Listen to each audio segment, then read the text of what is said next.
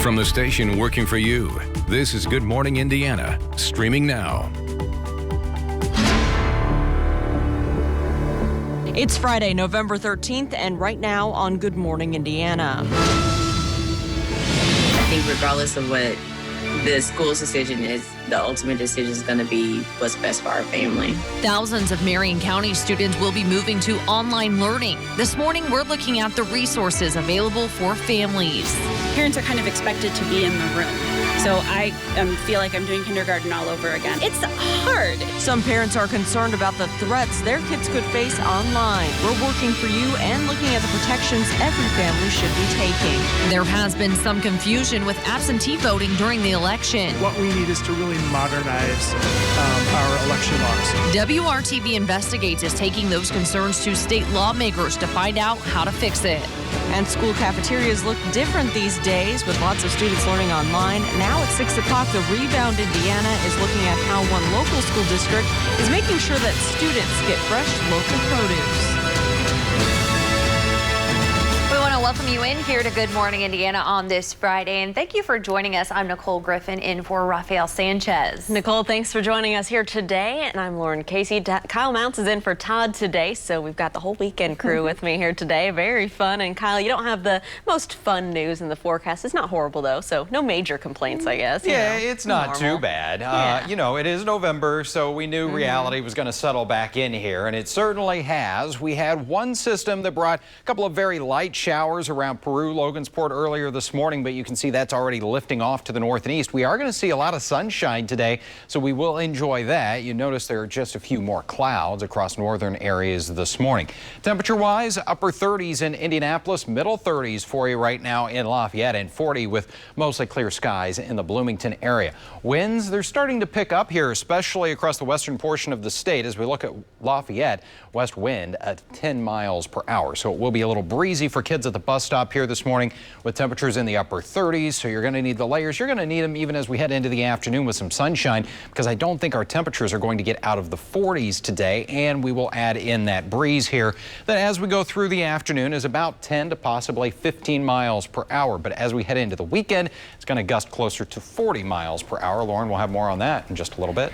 All right, Kyle, thanks so much. Let's take a look at traffic as you're heading out the door this morning. This is I-65 here near County Road 600 North. You can see traffic is moving along up to speed on the interstates. Right now around the metro area, no major issues to slow you down for your commute. Keep in mind we're still monitoring a 2 semi crash down in Bartholomew County, blocking northbound lanes of I-65, and we'll let you know when that it's back open this morning. Nicole. We start now with the latest on the coronavirus and its impact on our state. We want you to take a look at this graph here. It shows the number of coronavirus cases reported each day since September 1st, and you can see that clear increase in the number of cases since September.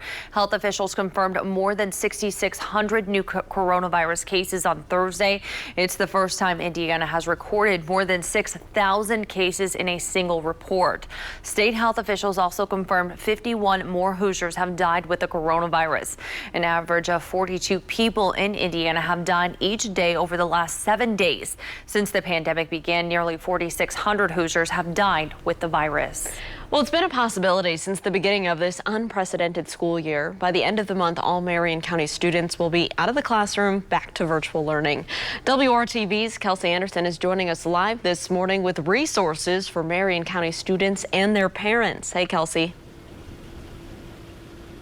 Hey, good morning, Lauren. So yesterday, Mayor Joe Hogsett announcing that all schools in Marion County, both public and private, must be virtual by November 30th. Now, some school districts are going to move to that transition a little bit earlier, which is causing some teachers to scramble. So for many Hoosiers, families, normalcy is very important for their everyday life. And through this pandemic, things have not been normal for anyone.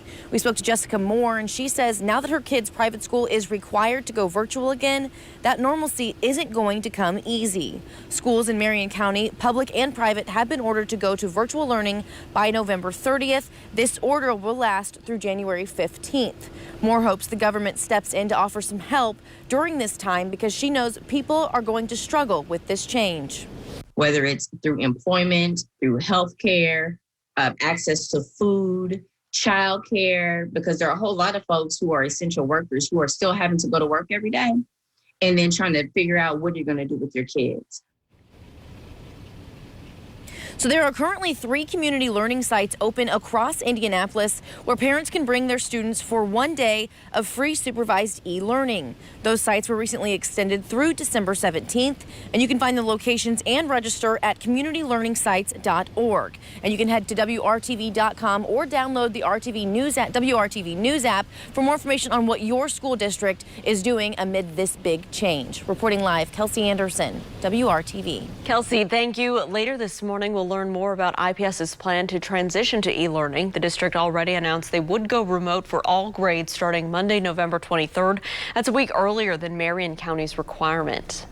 One of the first COVID patients in the country to receive Eli Lilly's new FDA-authorized antibody treatment is being treated here in Indiana. 1 week ago, this would not have been possible for me, and it probably would not have been possible a few days ago. The timing could have not been any better for me. David Schultz was given bamlanivimab at Clark Memorial Hospital in Jeffersonville. Schultz is a doctor on the front lines treating COVID patients. He tested positive for the virus himself a couple of days ago. He described how the treatment worked. They hooked me up to an IV, and they gave me the 1-hour infusion of the monoclonal antibody, and then observed me for about an hour after that and sent me home. It was a very easy process. There were no side effects to it, and I'm assured that this is going to speed up my recovery, as all the research shows that. Patients eligible for this treatment must be at least 12 years old with mild to moderate symptoms and likely to develop the illness more severely. Availability is limited. If you believe you are a candidate for the new treatment, you should call your doctor or medical provider. Well, state lawmakers are responding to election problems uncovered by WRTV Investigates. Senator J.D. Ford says Indiana's election laws need a makeover. Ford is a member of the State Elections Committee. We shared with him our findings following the 2020 election. Some voters told us that they never received an absentee ballot in the mail, while others were giving conflicting information on whether they could change to early in-person voting if they already requested an absentee ballot. WRTV Investigates found that those answers depend on the county. I'm deeply concerned about that. If you are a voter in one county that's allowing it to happen, and you're a voter in another county that's not allowing it, you're like, well, why is the process different? Well, I mean, it doesn't seem fair, and so I think that's where we need to step in and provide that clarification. Ford is proposing an election modernization bill that would also extend hours at polling locations, allow ballot receptacles around the community, allow no excuse absentee voting, create a process for ballots to be tracked much like you track a package, and allow for vote counting to start the day before Election Day. In hiring Hoosiers this morning, new grants are giving opportunities for local teachers focusing on bringing more diversity to the classroom. A 2017 survey showed 93% of Indiana's teachers were white. To help address that, Relay Graduate School of Indiana is using grants from the organization AmeriCorps to help students overcome barriers they might face to get a higher education.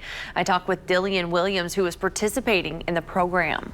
It wasn't until college that I had my first experience with educators and professors who were Black, who were people of color, who were Black women. And that was really important and transformative in the way that I not only saw education, but also the way in which I saw myself. AmeriCorps is not only paying for a majority of her tuition, she also earns a salary and stipend for everyday living expenses. She is working alongside a lead teacher at KIPP Indy Unite Elementary School in Indianapolis for her first year. After the 2-year program, she will have her Master's of Arts in Teaching. For more information about this opportunity, go to hiringhoosiers.com. It is 6:09 on your Friday. A new Black Lives Matter mural will officially be installed in Bloomington this afternoon. This is a video of volunteers working on the project at the end of October. The street mural will be located along Elm Street beside the Banneker Community Center. The Bloomington Mayor, John Hamilton, releasing a statement saying that the city is proud to have the words Black Lives Matter on the street, and they look forward to addressing long-standing issues of racism in the community. The mural will be dedicated at 4:30 this afternoon. It will be streamed live on the Community Center's Facebook page. Amid the pandemic, health and wellness are top of mind for most everyone. The Indy Winter Farmers Market has been bringing locally grown and produced food to Hoosiers for 12 years. This is video from last year, and market manager Danielle Guerin tells me things look a lot different now amid the pandemic. The market went from having 65 vendors to this year just having about 45. Guerin says they have one-way entrances and one-way exits, and they are doing everything they can to keep the community safe and healthy this winter. She says in the first week of the market, Hoosiers showed up for their health. Our first market, a lot of our vendors talked about they had a lot more sales this season than they had in previous seasons. So we had a lot of turnout coming in. We had around 500 people come through the doors on Saturday. So that was really great, and a lot of our vendors were really excited because, again, they said they had increased sales. Someone said even better than the summer markets they've had. So a lot of people are still like, we get these colder months, they're focused on their health and their wellness and trying to have more local food. Well, don't forget the market also has triple match SNAP benefits, meaning if you bring in $20 with your EBT card or pandemic EBT card, they will give you $20 in extra SNAP benefits and then also $20 in fresh bucks. That's Marion County's program allowing you to purchase fresh fruits and vegetables. The market opens at 9 o'clock tomorrow morning. The first hour is dedicated to high-risk shoppers. Well, with more schools moving to remote learning, kids aren't flocking as much to school lunch lines. Still ahead, how one local school district is making sure their students still get that fresh produce. Kyle. And it is 6:11 here on your Friday the 13th. Nothing too scary about our forecast today. A lot of sunshine. We need some rainfall, though. We've only picked up about 1/4 inch in Indianapolis here in the month of November. We've got some wet weather in that weekend forecast. That's just ahead. You're watching Good Morning Indiana here on WRTV.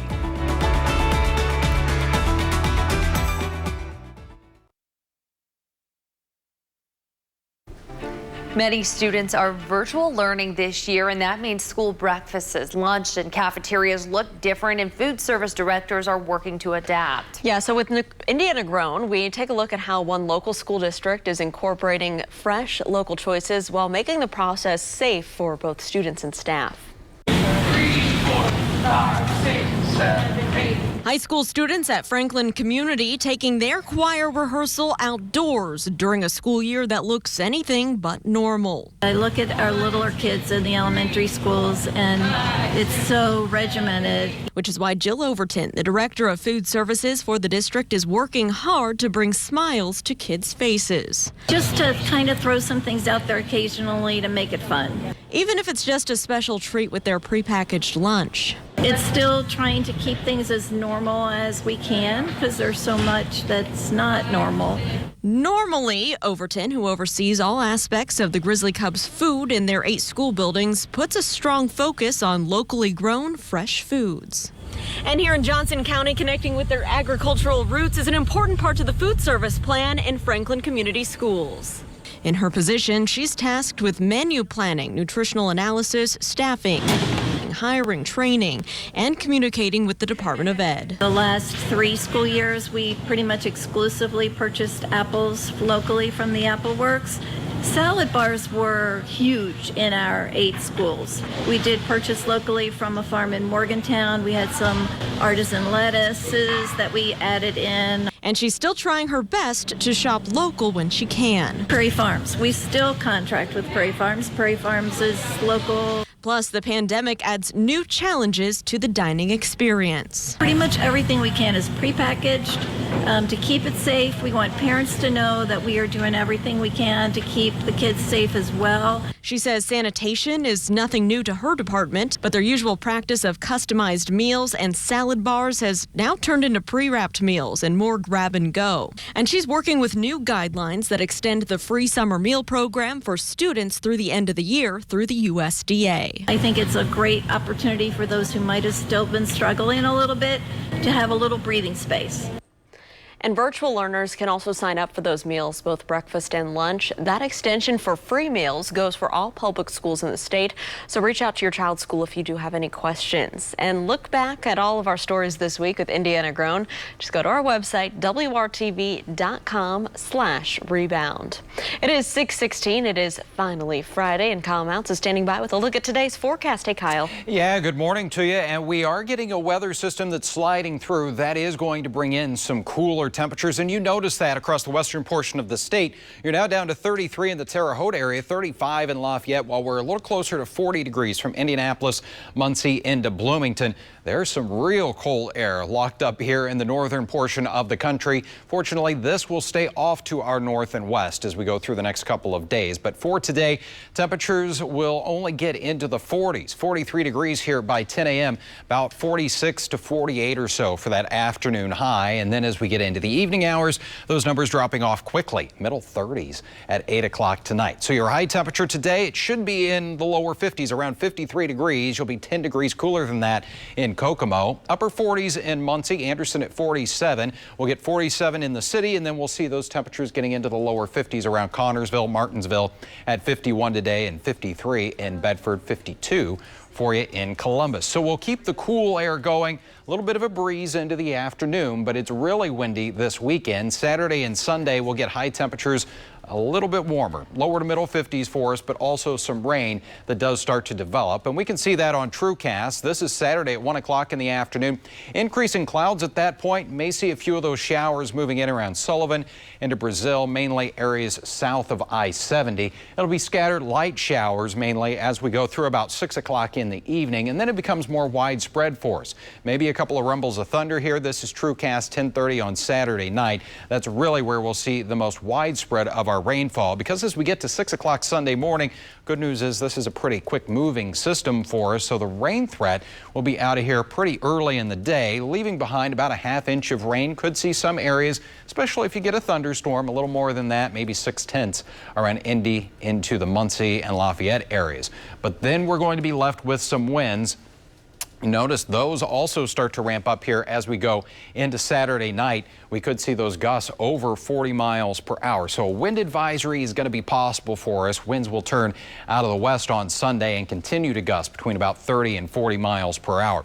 As we look at the 7-day planning forecast here, we've got high temperatures today, upper 40s for us with mostly sunny skies. Tonight we'll see many locations getting down into the 20s, around 30 in the city, before we start to see those temperatures recover a little bit for the upcoming weekend. Again, it's not going to be as bright as what we'll enjoy today, with more clouds around 52 for us on Saturday, middle 50s on Sunday. And then early next week, we get the sunshine back, but we're going to keep those cooler temperatures. Highs only around 50 degrees right through the middle of the week. Then things should start to change a little bit as we get into your Thursday, back to around 60 and above average. And it looks like that weather may stick around for a couple of days just beyond that 7-day forecast. Lauren? All right, Kyle, thank you. I want to remind you about an issue we're monitoring down here in Bartholomew County. We had 2 semis crash early this morning, and crews had to close northbound lanes of I-65 just before US 31 there. And so this is impacting traffic in areas like Columbus or areas south of there, trying to get northbound on the interstate. You may want to take US 31 as your detour. We haven't seen that they have cleared any of the lanes or opened anything back up as of yet. No word on any injuries, but of course we'll keep you updated just as soon as we hear anything this morning. Nicole? Well, this morning, Colts fans are waking up with a big smile. The blue and white playing the Titans in Music City. The Colts' top-ranked defense playing at their full potential. It was a big night for Phillip Rivers. The Colts QB passed Dan Marino for 5th in career passing yards. The Colts pull off the win in an overwhelming fashion, 34-17. They've returned to Lucas Oil Stadium to play the Packers next Sunday. And IU, the football team there, hoping to continue to make history in their big matchup this weekend. The Hoosiers are ranked in the AP Top 10 for only the 2nd time in the school's history. They'll try and stay unbeaten when they take on Michigan State, and you can watch the game live tomorrow at noon right here on WRTV. Students across central Indiana will be returning to virtual learning. Still ahead, we're breaking down the threats your kids could face and what you need to do to protect them. And we won't spoil it, but if you saw last night's premiere of Grey's Anatomy, your heart is probably still beating fast. So what was it like to get back to filming in a pandemic? Still ahead, actress Ellen Pompeo is telling all on Good Morning America. And good morning to you. Franklin, Fishers, Crawfordsville, all great places across central Indiana to live. It is 6:21. You're watching Good Morning Indiana right here on WRTV. We'll be right back.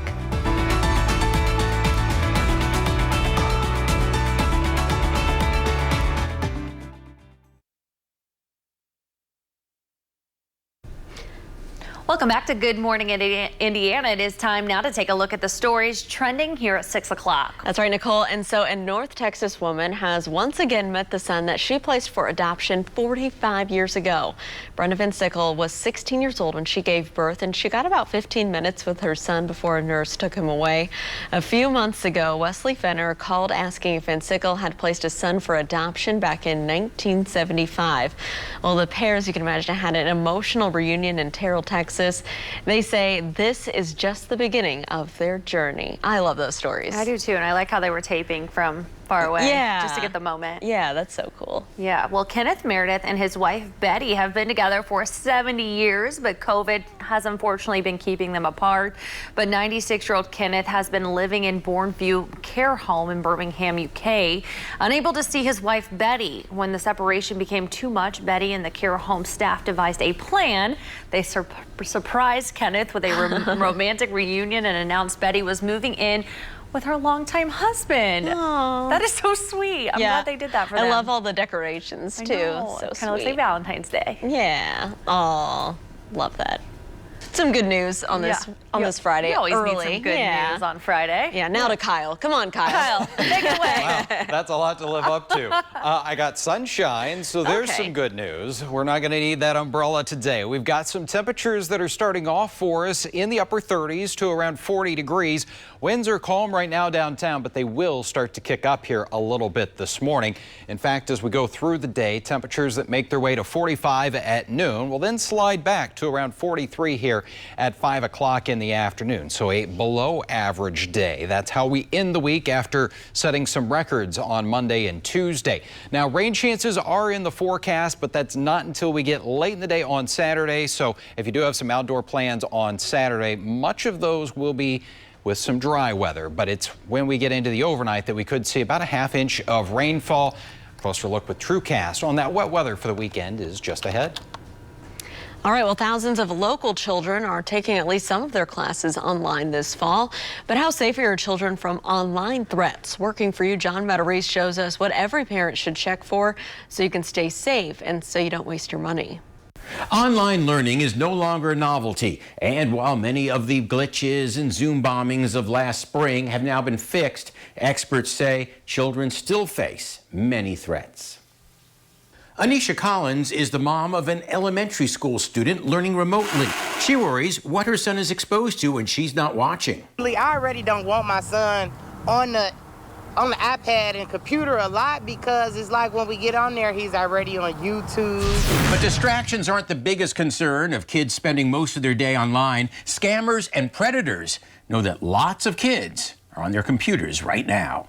Security expert Dave Hatter of Intrust IT says parents should take 4 basic security steps. 1, make sure your Wi-Fi router is not using the default password. It's difficult for parents to stay on top of this, but the bad guys, on the other hand, they'll learn what the cool thing is because they know that's where kids will be. 2, update your PC and software, which patches holes hackers look for. Installing the Windows updates, absolute must.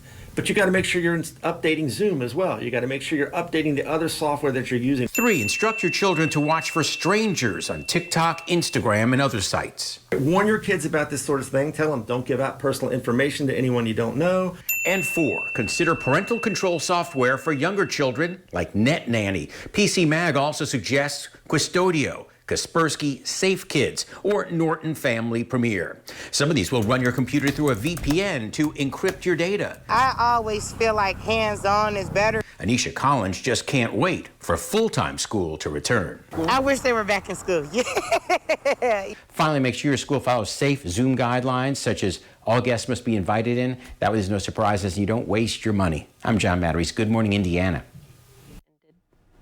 For more cost-saving tips and ideas, visit the money section of our website, WRTV.com. From the station working for you, this is Good Morning Indiana, streaming now. Now on Good Morning Indiana on this Friday morning, here's a look at your 6:30 news feed. Tomorrow, attorneys for the family of Dre John Reed will speak for the first time since the grand jury decision was announced on Tuesday. Special prosecutor Rosemary Corey said the grand jury declined to indict Officer DeJour Mercer for killing Reed after a police chase in May.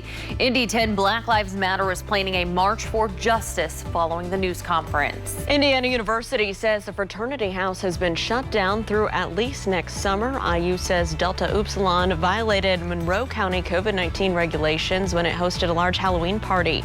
The health department says that there was no physical distancing or mask wearing at the party. Health officials are still trying to determine whether the party led to a spread of the coronavirus. The FedEx Indianapolis hub has installed ultra cold freezers to help ship the COVID-19 vaccine once it becomes available. The 2-dose vaccine being created by Pfizer has to be stored at low temperatures.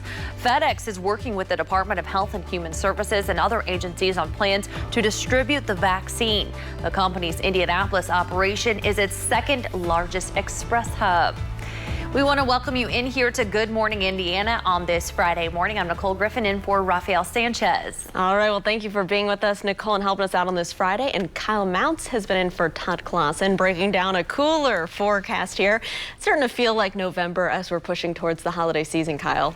Yeah, it kind of gets you in the festive mood, doesn't it? And maybe start breaking out some of those decorations if you haven't already. Getting ready here. Less than 2 weeks now until we get to Thanksgiving. We got temperatures out there this morning that are dropping into the 30s. Still a couple 40s out there for you, Bloomington and Muncie, but we're at 39 now in Indy. Greencastle, you have dropped to 33. So we've got a front that is sliding through, and that is bringing a reinforcing shot of some cooler air. It's also going to bring some breezy conditions. As you look back around Lafayette, west wind at 10 miles per hour. It's been around 20 miles per hour in Champaign, now about 15. So the winds will kick up here as we go through the morning. So just kind of be prepared for that. That will add to the chill in the air. As far as rain, we had just a couple of very light showers in northern communities this morning around Logansport and Peru. That's out of here. We're not going to have to worry about any more rainfall in the Friday forecast. Temperatures, that'll be the bigger story for us. We are still in the 30s here at 8 a.m., 40 at 9. But then we remain pretty cool here as we go to the lunch hour, only 45, and we're looking at highs today, Lauren, that aren't going to make their way out of the 40s, but it does warm up a little bit for the weekend. Right now, though, Lauren's got a check on your morning drive. All right, things have been pretty quiet, Kyle. This is a look right now at I-465 and Arlington Avenue. This is on the southeast side, and traffic, as you can see here, is traveling up to speed both eastbound and westbound. You can see traffic here is traveling smoothly, so there's no issues to slow you down. Of course, we'll continue to monitor things and keep you updated. Nicole? Some state lawmakers are responding to election problems uncovered by WRTV Investigates right here in Indiana.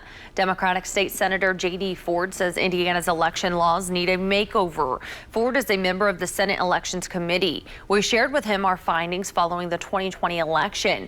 Some voters told us they never received an absentee ballot in the mail, while others were given conflicting information on whether they could change to early in-person voting if they had already requested an absentee ballot.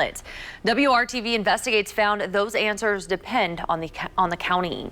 I'm deeply concerned about that. If you are a voter in one county that's allowing it to happen and you're a voter in another county that's not allowing, you're like, well, why is the process different? Well, I mean, it doesn't seem fair. And so I think that's where we need to step in and provide that clarification. Ford is proposing an election modernization bill that would also extend hours at polling locations, allow ballot receptacles around the community, allow no excuse absentee voting, create a process for ballots to be tracked, much like you track a package, and allow for vote counting to start the day before Election Day. Meanwhile, lawmakers will return to the State House next week for the first time since the coronavirus pandemic began. The legislators' organizational day is set for Tuesday. It is the ceremonial start of the session where lawmakers are sworn in for the year and roll call is taken. The coronavirus and financial impact of the pandemic is likely to dominate conversation. And though Governor Holcomb's mask mandate is still in effect, the Republican-dominated legislature voted against a mask-wearing policy in a joint House-Senate Senate committee session held on Thursday. The 2021 session will officially begin in January. In the race for the White House, Joe Biden has officially added another state to his Electoral College win over President Trump. Last night, ABC News projected Biden as the winner in Arizona. Other media organizations had already given the Democratic nominee Arizona's 11 electoral votes, but ABC News waited until the vote count showed that President Trump could not overcome Biden's lead in the state of more than 11,000 votes. The win gives Biden at least 290 electoral votes. He's also leading right now in Georgia, where a hand recount of ballots is currently underway. President Trump's legal team won a small victory in court in Pennsylvania. The state judge ruled that Pennsylvania's Secretary of State should not have extended the deadline for voters to fix problems with absentee ballots that they mailed in. The judge says that only the state legislature can set election deadlines. The ruling covers about a few hundred ballots in Pennsylvania, so it won't affect Biden's win over President Trump. Biden currently leads in Pennsylvania by more than 54,000 votes, with more still being counted right now. Restrictions are coming back as the pandemic gets worse. Next, a look at how life in central Indiana will be changing once again starting this weekend. And students in Marion County schools are heading back home soon. Next, a live report on the return to virtual learning, plus resources to help keep students from falling behind. It's 6:34.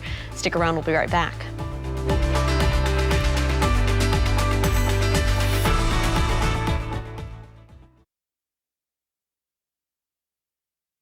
It is 6:37, another record-setting day for new coronavirus cases in Indiana. For the first time Thursday, the state topping 6,000 reports in one day.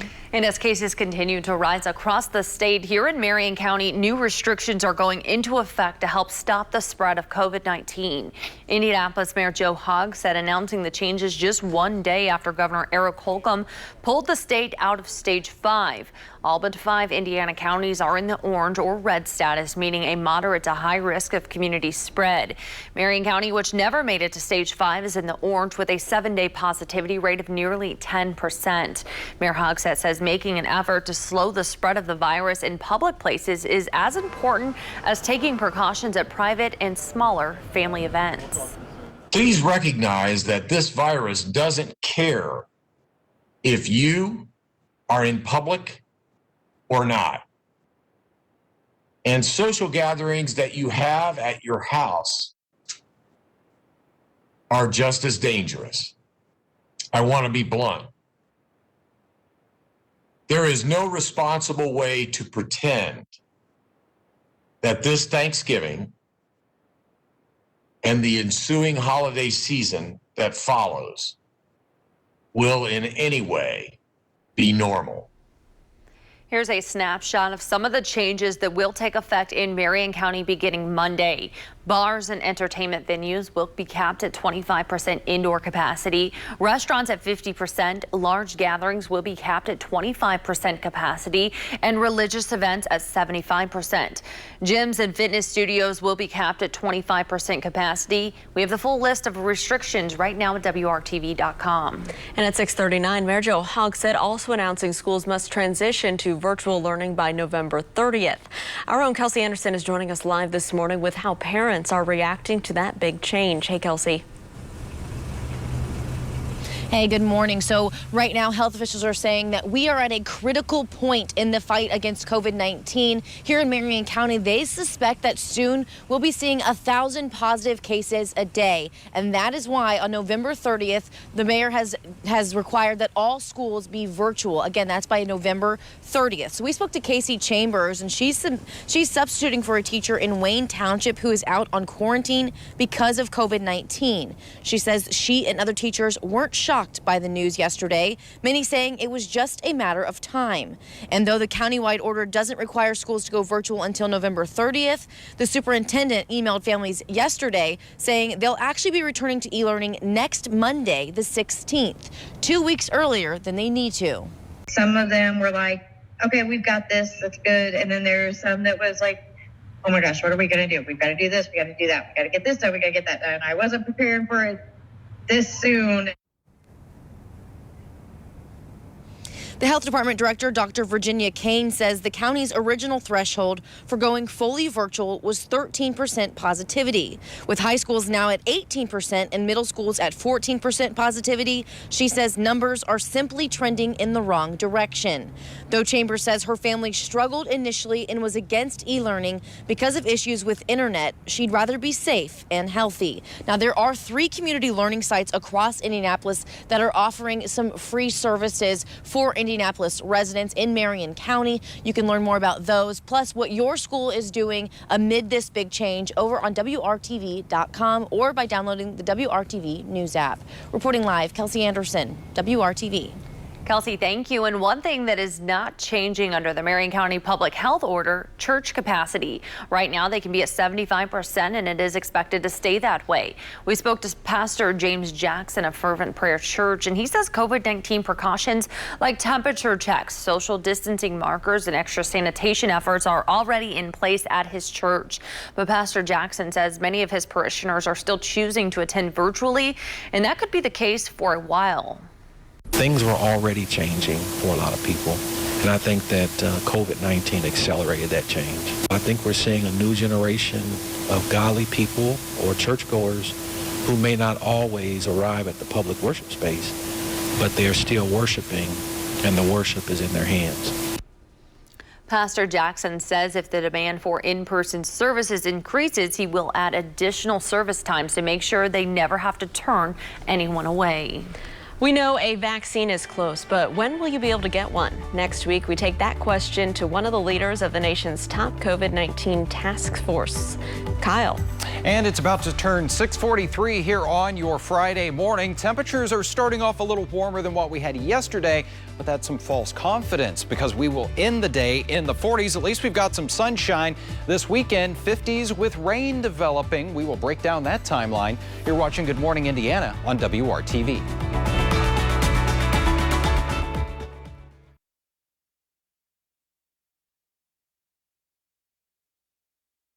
Welcome back. The time right now is 6:45. This week, Pfizer announced promising results from its study of its COVID-19 vaccine. But even if it's approved, it will not be available immediately to the general public. Only on WRTV, our Rafael Sanchez spoke with Dr. Deborah Birx, coordinator of the White House Coronavirus Task Force, to find out when you might be able to get vaccinated. Everyone wants the vaccination today, and of course, it's going to take some time. So when do you see just regular Hoosiers? The regular worker, the regular person who's not in healthcare or who is not working with those in nursing homes be able to get that vaccine? Now, there's 2 roles of vaccination. One of them is to protect the people most exposed, like healthcare workers, but also to protect the most vulnerable among us. And we know who those are. Those are individuals over 70. Those are individuals with comorbidities. And so making sure that they're up first for vaccination, then the rest of us can be vaccinated to create that herd immunity that will protect the country in the long run, that will allow us to have those birthday parties, those weddings, those Thanksgivings, those July the 4th. We can have all those next year. The important thing is to make those personal sacrifices now so that our loved ones are there to get vaccinated in the new year, in December and into the new year. We expect to see some new restrictions when it comes to gatherings. Some schools are returning to remote learning. Is that enough? You know, what we have observed across the South when we had to control the Southern surge is the governors that put forward a mask mandate, that closed their bars, that restricted indoor dining significantly, that really asked people not to gather outside of their household, were highly effective in flattening the curve and going down the other side. And we're really going to have to continue to be aggressive in these mitigations time over time to make sure that we're having an impact. Your recommendations for Thanksgiving. Now is the time for each and every one of us to really protect the ones that we love and protect those that we're thankful for Thanksgiving by not gathering as a group and taking our mask off and taking the risk when we're this close to getting our vulnerable family members immunized, exposing them to virus unnecessarily. Dr. Deborah Birx, thank you for joining us on WRTV and WRTV.com. We appreciate your time. Raphael, thank you. And you can see more of Raphael's conversation with Dr. Birx on vaccines and what Hoosiers can do to stop the spread of the virus. It is inside this story right now at WRTV.com. Kyle, that looks like a nice shot there behind you. Yeah, nice way to start off our Finally Friday here. We've got the sun coming up, and we are going to see a lot of it today. Beautiful shot there with the city as we look from the IMS Pagoda this morning. We got 39 in downtown. It's 38 degrees for you in Kokomo and 36 in Shelbyville. Still holding on to the 40s in Muncie and Bloomington, but I think your temperatures will fall off a little bit more here as we go through the morning. Had a couple of showers earlier today. Those have moved on out, and we aren't going to be seeing any more rain in the forecast for our Friday. In fact, there's the mostly sunny skies. TrueCast fairly quiet here as we go through the day. Temperature-wise, we are still in the 30s here at 8 a.m. We'll get to 43 at 10 a.m. Seems like a pretty good little warming trend until we get into the afternoon, and you notice those numbers level off even with sunny skies. We're only in the middle to upper 40s because of that northwest breeze, around 10 to even 15 miles per hour. So highs should be around 53. We'll only get to 48 in Indy, 52 though for you in the Columbus area, a little warmer there south of I-70, but 44 for the afternoon number in Lafayette. Saturday planning forecast, temperatures are going to drop quickly tonight. We will start off upper 20s to around 30 degrees tomorrow morning, and then we will be increasing the clouds throughout our Saturday. That gets us to around 45 at noon, and then the upper 40s, lower 50s for an afternoon high. But you notice as we get into the afternoon hours, we've got the chance for rain returning to central Indiana. And here's TrueCast at 1 o'clock Saturday afternoon. Start to see a few of those light showers around Bloomington through Sullivan and even around Brazil and Spencer. Then as we go into the evening hours, we see some more scattered but light shower activity. So much of our Saturday's dry. Then as we get into Saturday night, we see more widespread rain, may even hear a couple rumbles of thunder out there. At this point, severe threat looks very low, but we could have some gusty winds out of a couple of those storms. We get to 5 a.m. on Sunday. Look at how quickly the rain is moving out. So things should begin to dry out for us. Most models coming in around 6/10 of an inch of rain for Indianapolis, so most areas about a third to a half inch or a little bit more. Wind is going to be the other part of the weather story this weekend. As we get into Saturday afternoon, winds start to pick up here. We're talking about gusts as we get into Saturday night that could top 40 miles per hour, certainly in that 35 to 40 mile per hour range that will continue into the overnight and as we go into Sunday morning. So we may see a wind advisory issued here. Of course, Kevin Gregory will keep you updated on that, and Alyssa Donovan later this evening. Here's a look at your 7-day planning forecast. After the wind, we get into some cool temperatures once again, highs around 50 through Wednesday. All right, Kyle, thank you. Let's take a look at traffic as you're heading out on the roads this morning. This is north of downtown I-65 at 30th Street where traffic is traveling smoothly. You can see the orange barrels on your screen are moved out of the travel lanes. And if you're on the north side of downtown, just be aware we still have construction blocking the ramp from MLK to northbound I-65. That'll last through mid-November. But right here you can see everything is traveling up to speed. We'll continue to keep you updated on any issues. Good News Friday is coming up next here on Good Morning Indiana. We walk down memory lane with a happy refrain as a high school drama department tries to pick us all up with one of the best musicals of all time. That's coming up next.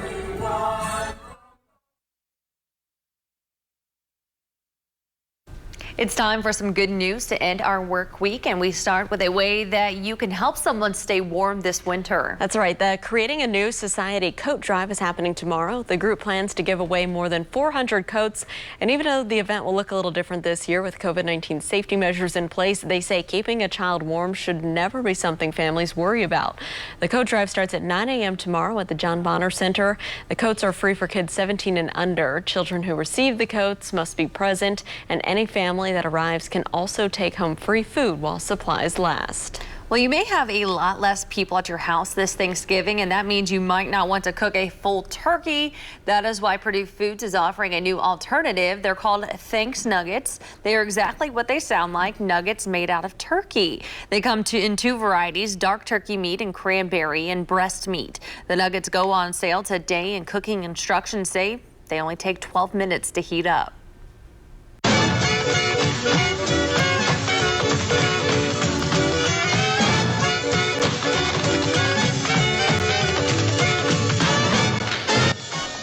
So when deciding on a show to do in the middle of a pandemic, the drama department at Mount Vernon High School went with something guaranteed to put a smile on people's faces. They're in the last week of rehearsals for their production of Singing in the Rain. Drama director Lindsay Davis told the Greenfield Daily Reporter that it was an obvious choice as she wanted the students to create joy and happiness in this disappointing time. Their production of Singing in the Rain runs from November 19th through the 22nd at Mount Vernon High School in the auditorium. Pretty good tap dancers there, Nicole. I was gonna say, I love that, like the video, how it shows the guys below doing exactly like the guys above. Yeah, they're good. That's awesome. All right, Kyle, well, are we going to be singing in the rain at all today or this weekend? Not today. Yeah, they got some fancy footwork going on, but if you're going to be dancing in the rain, that umbrella, you might lose it this weekend because it's also going to be windy for us. It's a little breezy in the western portion of the state now. Those winds are starting to kick up with a front that is sliding through the area, so expect that as we go through the morning. While winds are calm, they will get around 15 miles per hour for a time. Forecast shows a lot of sunshine for us today, but those temperatures remaining cool. I don't think we're going to be getting out of the 40s.